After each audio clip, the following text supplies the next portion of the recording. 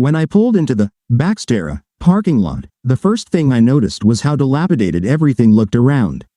I was familiar with this place, as my workplace was just a few blocks away, but I hadn't returned to the old neighborhood for years, and during this long absence, much had changed. Somewhere at the end of World War II, the building I was currently heading towards had transformed from a house where a family with children, and most likely a dog, lived, into a cozy bar for the neighborhood. At that time, it was a charming spot where neighbors would gather after work for a beer, and wives would meet their husbands to spend a pleasant evening together. Now, those old good times were long gone. Today, Baxtera was located in the poorest district of the most depressive suburb of Cleveland. There were more rundown buildings around it than residential ones, and most of them were covered in crude graffiti from local gangs. Abandoned cars near boarded-up storefronts, where some of these hulks served as shelters for people, cluttered the nearby streets and intersections with their metallic skeletons. This was the part of the city that fathers of the city had long forgotten. I just pulled my cap down a bit lower on my forehead and entered. The atmosphere of the old rundown bar assaulted all my senses simultaneously. The first attack came from the smell, a disgustingly sharp odor of beer and urine. Not the most appealing way to introduce the establishment to visitors. The second blow was directed at my eyes. The entire place was very dark, except for one corner illuminated by a bright light from some obscure mini projector. In that dimly lit area, a rather unattractive woman was slowly swaying, attempting some kind of dance on a table next to the bar. Lowering her head, she rocked back and forth in time with the music blaring from an old jukebox nearby. One of ZZ Top's classic hits, booming from the speakers, made my skin vibrate with each bass note, taken in by the dusty air. I knew that staying here for long in such deafening noise would surely deafen me, but I planned to do only what I came for and leave as quickly as possible. Once my eyes adjusted to the contrast between the illumination and its absence, I approached the bar counter, found a stool whose seat wasn't torn or sticky, and settled onto it. Barmenka at the other end of the counter was cleaning up the mess left by the swaying man who seemed to be barely holding on, trying not to test the strength of the old polished wood in front of him with his forehead. After finishing, she turned, tossed the rag into the sink, and washed her hands under the stream from the tap. I just sat there, waiting in my place, for her to notice me. I hadn't seen her in over 4 years. She had changed significantly over this long period, but I would recognize her anywhere. Remarkably, for many years, I had been keeping track of her and the events in her life, and she hadn't noticed me even once. Wondering if she would recognize me, I hoped she wouldn't. At that moment, she had her back to me. Her jeans, tucked into cowboy boots, clung to her hips much more than I remembered, and an unsightly layer of fat protruded over the top and hung over the tightened belt at her waist. She was dressed in a faded white t-shirt with the letters, Baxter's, on the back. Silver-gray curls that formed her hairstyle fell to the middle of her back, gathered in a messy ponytail. It seemed like she hadn't used a brush or comb for a long time. From my bar stool, I could discern a collection of tattoos inked on her arms and neck, and I knew that besides these, there were others hidden from view in various places. Her face looked tired and grim. Her nose was crooked, and an uneven scar above one eye told the story of her challenging past. She didn't use cosmetics, as if that could somehow improve her appearance, and it seemed like a perpetual smirk had frozen on her lips. Overall, this bartender resembled a hardened hag, the kind you wouldn't want to meet alone in a dark alley. Her name was Sue Ann. Wiping her hands, she took a sip of alcohol from the glass by the sink. Shaking her hair to give it some semblance of order, she turned and surveyed her domain. It was then that she noticed the new customer, me. As she approached, the deafening music from the jukebox finally stopped, and the dancer descended from the table. "I'll be back in an hour," the worn-out stripper exclaimed, not even attempting to conceal her sagging breasts swaying in different directions as she passed us. "Okay," came the laconic response from the other side of the counter. The bartender stopped in front of me and asked, "What can I get you?" "Beer," I said, placing a $5 bill on the counter. She walked to the fridge and pulled out my beer. Opening it with a well-practiced click and placing the bottle in front of me, she took the money. Pausing to give me another scrutinizing look, she returned to the sink to wash the accumulated dirty glasses. I couldn't tell if she recognized me. Probably not. After all, a lot of time had passed, and as much as she had changed, I had changed just as much. Damn. Back then my head was adorned with a bunch of wavy light hair, and now there's more smooth skin than hair on my skull, which is why I always wear a baseball cap. The guy at the other end of the bar finally got what he wanted, and his head met the well-worn wood, causing his limp body to collapse onto the stained floor. "Damn it," came an irritated exclamation from the sink. "Elroy, why do you always treat me like this?" She stood there, wiping her hands again, and surveyed the room with disgust. "Can anyone help me drag this drunk to his car? How about you?" she asked, waving the rag in my direction. "All right," I replied evenly, placing my beer on the counter. The two of us had to lift, pull, drag, and then shove, bend, and stuff this extremely drunk guy from the floor where he collapsed like a sack to a somewhat sitting position behind the wheel of his car. As we were heading back to the bar, the drunk guy's car unexpectedly roared to life behind us, screeched, and sped down the street. However, we didn't hear the expected crash, so we just shrugged and continued our way back. "Thanks," said the bartender, placing another beer in front of me. "This clown puts on the same show about once a week. One day, he'll stop coming here when he crashes into something and shatters his drunken behind." For the second time since I walked in, she scrutinized me from head to toe. I couldn't read her thoughts, but I was curious if she would recognize me. "What's the matter?" I asked. "Nothing special," she drawled. "You just look familiar, that's all. Are you from around here?" "I'm from Texas. I'm just passing through, happened to walk by, and decided to drop in." Sliding me the same skeptical look, she returned to the sink, picked up the abandoned glass, and took another sip. Now that I could see better in the darkness, I surveyed the room again and noticed that I was the only patron left in the bar.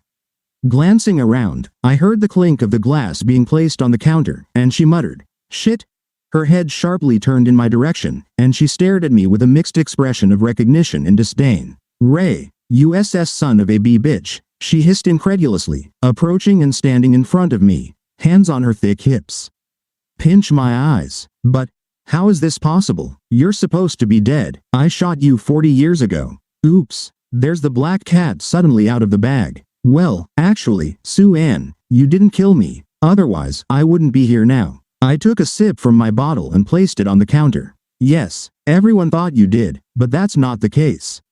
That's why you've been locked up in Marysville, state prison for women, for the past 38 years, for something you only thought about doing.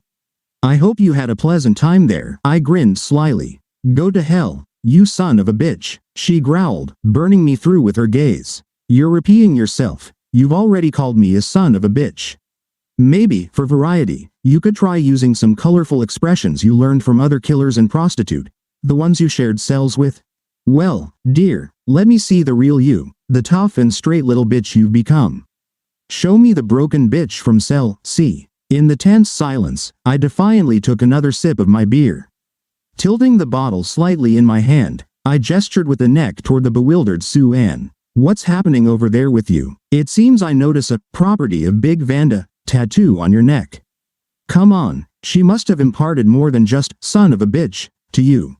I'm aware of those nights you spend with your head buried between her thick thighs, engaging intimately every time she passed gas. You must have experienced quite a lot. I'm also familiar with those occasions when she traded you to other groups for cigarettes. I've noticed the tattoos along your arms that tell the tale. They transferred you from cell to cell, putting you in compromising situations while you interacted with various individuals. Must have been quite an ordeal, Sue Ann." Shock, pain, and hatred flared in her glazed eyes, drilling into me. "I even know about the child you gave birth to by that huge black guard. What was his name? Malcolm, I think? Anyway, it doesn't matter. That little black baby you had to give away to Child Protective Services. So, as you can see, I know everything about you. From the very day you shot me in the head." She stood there, on the other side of the bar counter, staring at me with wide-open eyes, frozen in place like a marble statue. I just gave her a faint smile, leaned my elbows on the counter, and, resting my chin on interlocked fingers, watched her reaction critically. For a long while, standing and sitting across from each other, we stared into each other's eyes. Neither of us moved or averted our gaze. She blinked first when she turned and took a few uncertain steps to pour herself another drink, this time a larger one. I took the opportunity and leisurely lifted my bottle as well. Sue Ann stood by the sink, placing both hands on the countertop on either side of her, and, slightly turning her head, glanced askance at the reflection of me hanging in the mirror before her. She didn't utter a word, but I could almost hear the rustle of thoughts swirling in her mind. She took another big sip from her glass, exhaled, and turned towards me. "So, what the hell are you doing here?" I smiled and took another sip. "I just wanted to see how you're doing. Maybe we could reminisce about old times? You know, indulge in memories of the past." Her face changed when she lowered her gaze to the floor. The stern expression softened, shoulders slumped, and she somehow shrank, her ratty tail slipping down, covering one breast. When she raised her head again, I could swear she looked sad and tormented. I didn't believe it for a second.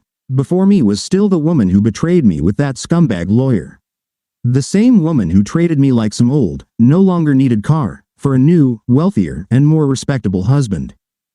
The same woman who coldly shot me in the head and set my trailer on fire, burning my body beyond recognition. Finally, she was the woman who blew her new husband's brains out on the living room carpet when he became a nuisance. No, I wouldn't buy a single word that came from her faded lips. She spoke softly and wearily when she asked, "What do you want from me, Ray?" I served my time and paid my debt in full. I'll be on parole for the rest of my life, so you have nothing to worry about. Our son? I haven't seen Robbie in these damn 40 years. I don't even know where he is now. Your mother and father made it very clear that they want nothing to do with me, and Robbie will never know what I did. Hell, he probably has already forgotten about my existence. I'll never see him again. So either say what you need or get the hell out of here." Another long sip from the bottle, and another smile from me. "I just wanted you to know that your treacherous betrayal, kicking me out, and, finally, putting a bullet in my head were the best things that ever happened to me." Amazing, isn't it? Seriously, it's the best thing in my entire life. You'll ask why? It's quite simple. If you hadn't done what you did, I wouldn't have become rich, now having more money than I can ever spend. I wouldn't have a wonderful loving wife who worships the ground I walk on, and I love her more than anything in the world. If it weren't for you, we wouldn't have our 3 biological children and we wouldn't have 5 more foster children.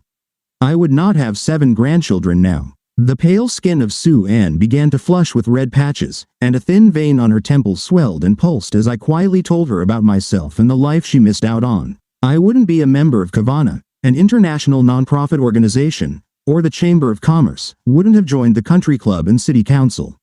I wouldn't have built from scratch and sold 2 companies, the combined income of which secures a comfortable and prosperous life for my children and my grandchildren. I wouldn't have traveled around the world and seen the 7 wonders of the world. Without what you did, I wouldn't have made love to my wife on top of a mountain in Peru, under the most unbelievably starry sky we've ever seen. I wouldn't have achieved any of this. Thanks to you, I've got everything a man could dream of. That's why I just wanted to come in and thank you for everything. I watched as she stood there, slightly lowering her head and covering her eyes, seemingly reflecting nostalgically on what she had and what could have been. She served a sentence of 38 endless years for crimes she didn't commit. I had 40 years of a wonderful, love-filled life. She struggled at the bottom, amidst the most incredible filth, committing the most repulsive, twisted acts just to survive.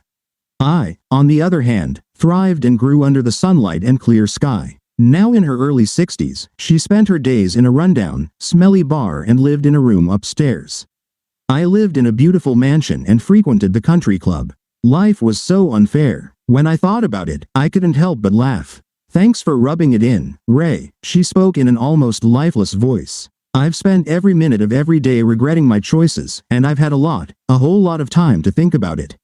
Now I'm too old and worn out to do anything else but live my crappy life day by day. Maybe, if I'm lucky, I'll quietly die in my bed. But I don't think so because everything in my life has gone sideways, one thing after another. I fell into the cesspool, and I'll probably kick the bucket right there. There's nothing you can say to me that could make it worse.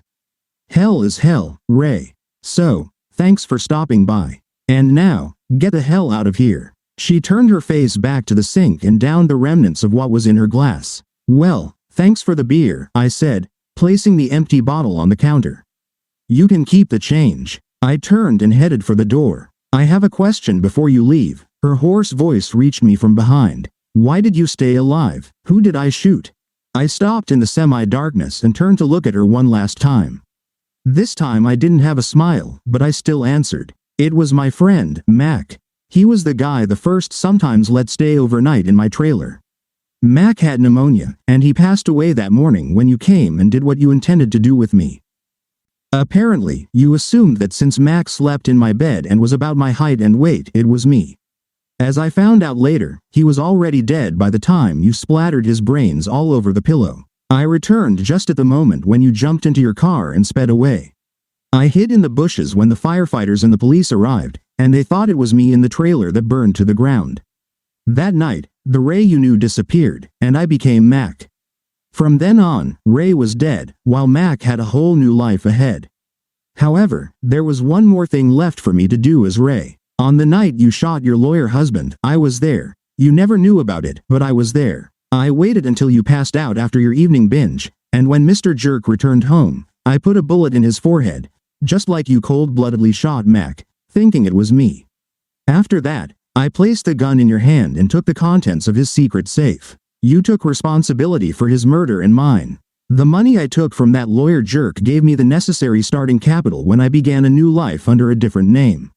Your life went to hell, and I moved to Texas. So, Sue Ann, everything I did because of how you treated me, because I loved you, and you pissed on my love and tried to take away my life.